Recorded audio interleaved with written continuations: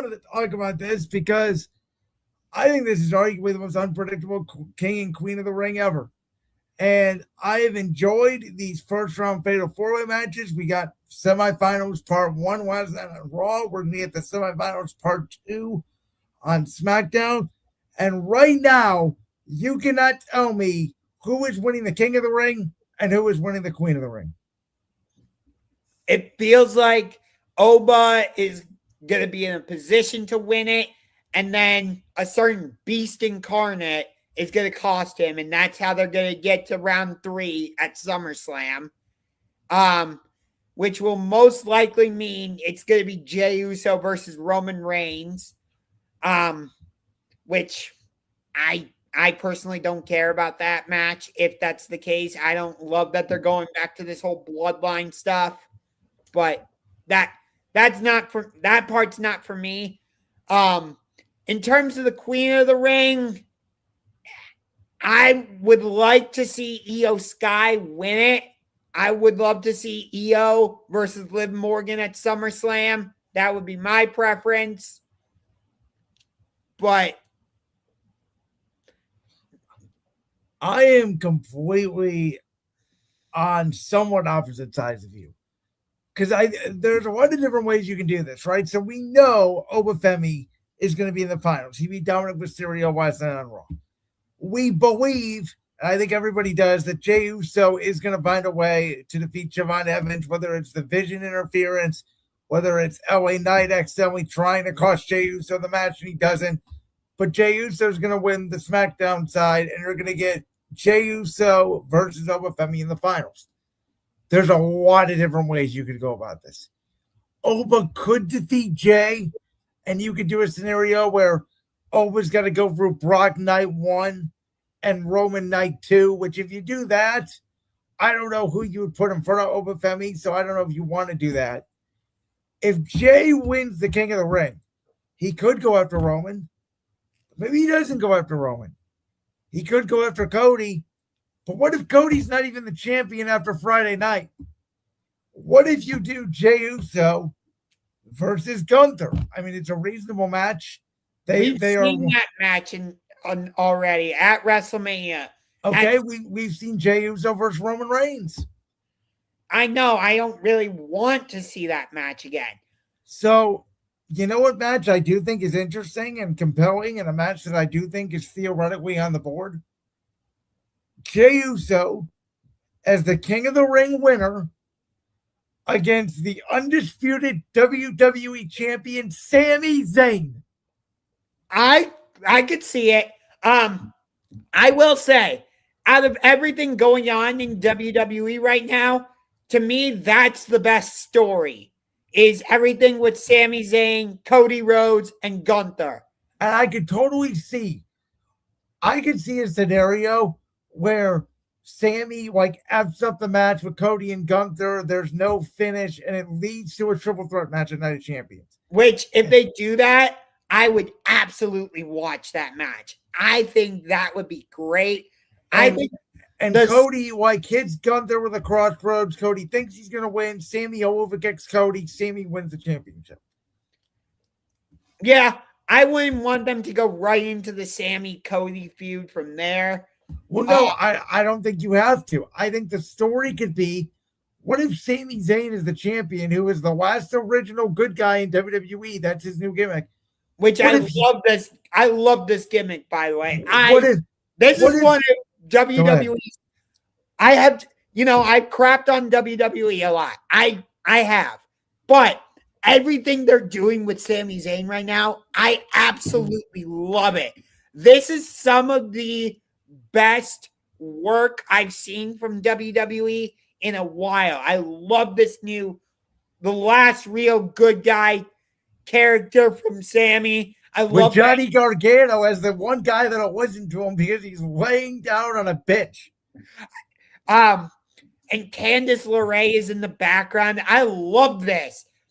But by the way, here's my point, right? Because Roman is trying to get the bloodline back together. He's got Jay and Jimmy. He's got Jacob now, who's fully acknowledging him. He's trying to get Solo back in the bloodline. What if Sami Zayn is the one telling Jey Uso, You don't want to go back to Roman. He manipulated you. Don't believe him. You're my friend. And that's how you build that SummerSlam match. Yeah. Because Sammy believes he's telling the truth, right? It's a similar character to Drew McIntyre, where Sammy as the heel is the truth teller. Which I actually like what they're doing with Sammy better than what they were doing with Drew. Now, on the woman's side, it's interesting because Rhea Ripley is injured. And we don't know what her status is right now. She got injured during her match at Clash in Italy with Jade Cargill. We don't know if she's going to have to give up the women's championship or not. Going into last night, I thought Raquel was going to defeat Io because I thought they were going to run Raquel versus Liv in the Queen of the Ring finals. Raquel was going to beat Liv and then challenge Liv again at SummerSlam. I still think that is the direction we're going. And I would not put it out of left field that Io could win the tournament and go after Rhea, and Rhea avenge the one person, even though that's her tag team partner. That's the one person Rhea has not been able to defeat in one-on-one competition.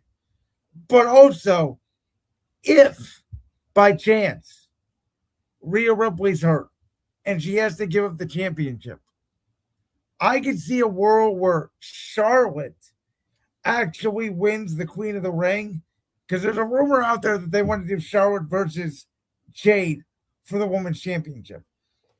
If Rhea is hurt, to me, that's when you do Charlotte and Jade at SummerSlam for the vacant championship. I mean, I don't really want to see that match.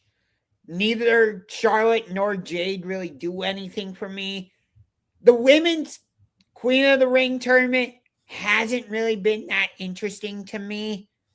I don't feel like there's that one match that I'm like, I need to see that. I don't. All the fatal four ways on both the men's and women's side were fantastic. I will say that. Sure. I didn't watch a lot of them, so No, Io and Raquel is what it is. I think Charlotte and Liv on Friday, I anticipate a great match out of it. Neither of them really do anything for me. The only one I'm really interested in of the four is Io. I know you don't quite understand why people are so into her whole gimmick. I don't understand. I'll tell you one thing you could do. Call me crazy. If Rhea Ripley is injured and she has to give up the championship, have Liv win the tournament and announce that she is the new women's champion. And immediately, Raquel Rodriguez has her on her shoulder, drops her on her head. And Raquel challenges Liv for the Women's World Championship at SummerSlam. Liv can keep the WWE Women's Championship. She wants the Women's World Championship. But I like this comment from Grandizer. Brando is the word for crazy in the stream.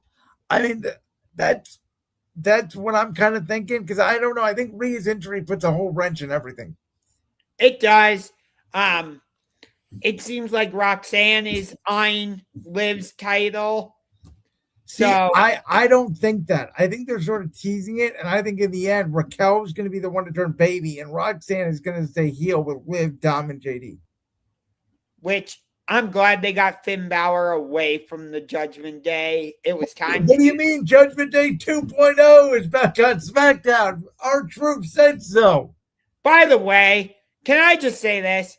The tag team division was so much better when they were merged and not separate like this. I agree with that. I mean, the Vision had the World Tag Team Championships and have defended them like one time since WrestleMania.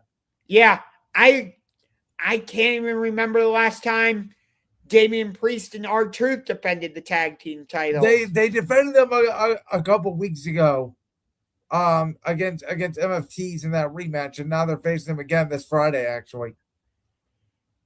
Yay, whoop-de-doo. I'm so excited. This is my excited face.